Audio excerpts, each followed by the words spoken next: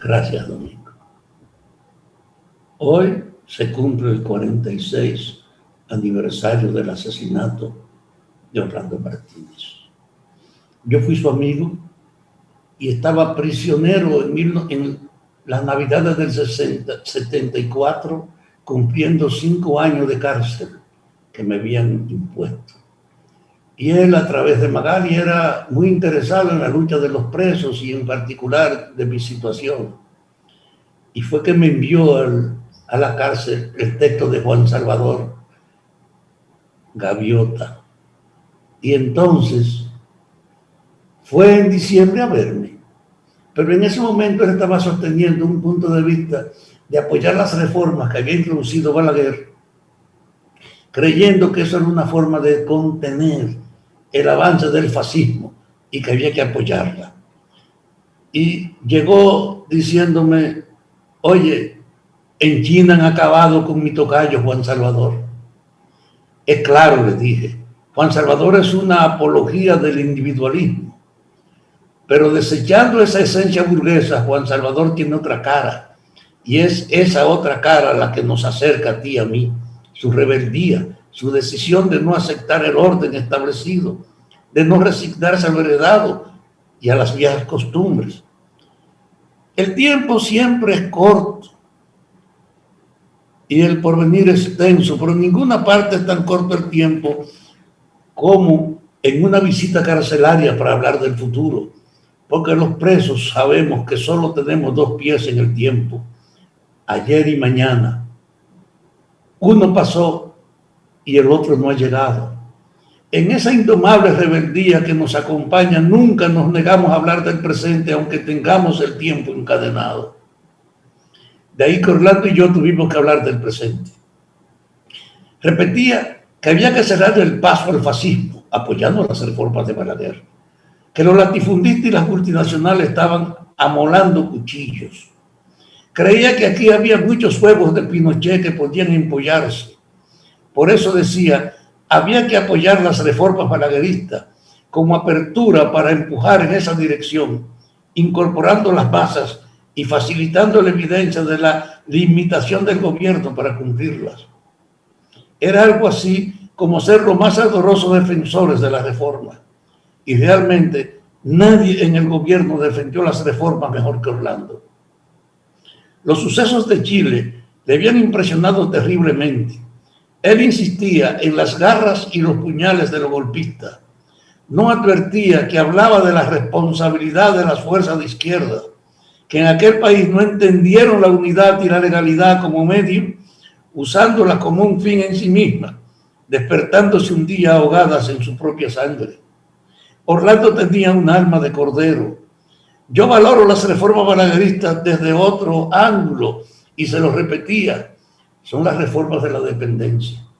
No creo que detrás del doctor haya algo peor que pueda ser durable. Aquí no hay base para establecer el fascismo. Santo Domingo no es Chile, por múltiples razones. El doctor tiene conciencia de su papel y no le importa su herencia. Poseído de su propia función, desprecia demasiado la opinión pública, tanto que no le importa el precio de su continuidad.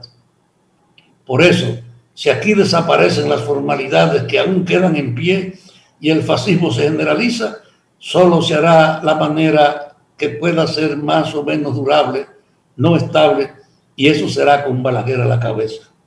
Porque ¿quién se ha apoyado en la debilidad de nuestras instituciones para profundizar su podredumbre?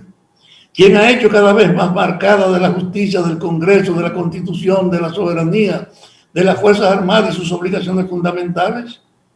Este gobierno es la prolongación y la continuidad de la intervención extranjera. Por eso no tiene ningún escrúpulo para que la corrupción se generalice, los dineros del pueblo se fumen, la sangre se derrame por la metralla o la tortura, la miseria se expanda sobre nuestras masas y el capital extranjero crezca sobre nuestras lágrimas. Temer al porvenir por el presente es dudar de la capacidad del pueblo, es dudar de la historia y no advertir los signos de los tiempos. No, Orlando, lo peor se está viviendo ahora. Por eso me duele que todo tu talento, toda la elegancia de tu estilo, Toda la fuerza de tu pluma alimenta indirectamente la permanencia del mal del presente por temor a los males del futuro. Y me dijo, yo saliera de esta cárcel, me respondió, como el hombre más feliz si tú me convences de que lo peor es lo que estamos viviendo y no lo que nos vendrá.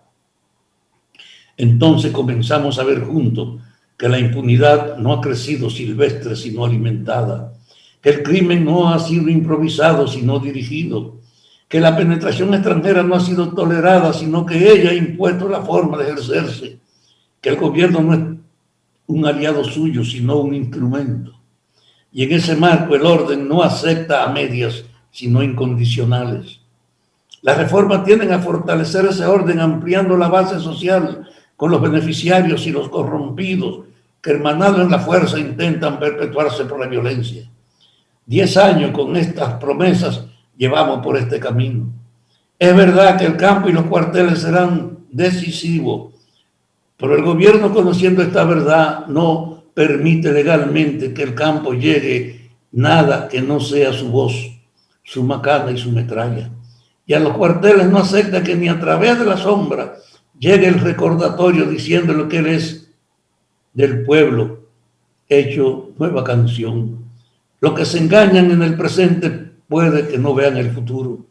Y a mí, Orlando, me da la impresión de que no moriste engañado con el presente. O mejor, que hace tiempo ya que no estaba engañado. Lo que pasaba era que te guardabas tu última convicción. Y tu última convicción explotó los muros del secreto cuando viste impotente y a distancia la burla hecha a Silvano Lora, a tu amigo y mi amigo Silvano. Silvano Lora, un hombre manso, inofensivo, un hombre desarmado y de paz, un hombre que a mí la voz levanta, hecho peregrino en la fuerza porque no quiere vender ni alquilar su pincel. Orlando, cuando viste aquello comprendiste que este gobierno nada respeta. Parece que pensaste, tampoco respetará mi voz. No importa el infeliz que apretó el gatillo de tu muerte, tú sabes quién te asesinó. Y esperaba a ese u otro asesino, por eso escribiste, ¿por qué no, doctor Balaguer? Un artículo que fue un factor decisivo para que ordenaran su muerte. Desde el fondo de ti dejaste que la palabra saliera y se escribiera. Y tú sabías que estaba diciendo, y yo voy a repetirlo como si el eco tuyo se levantara como un Lázaro para llenar todos los vientos. No, no lo voy a repetir, ¿para qué?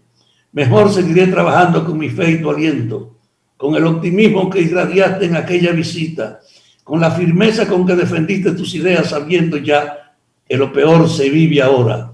Por eso tú no caíste en lo que vendrá después, sino ahora.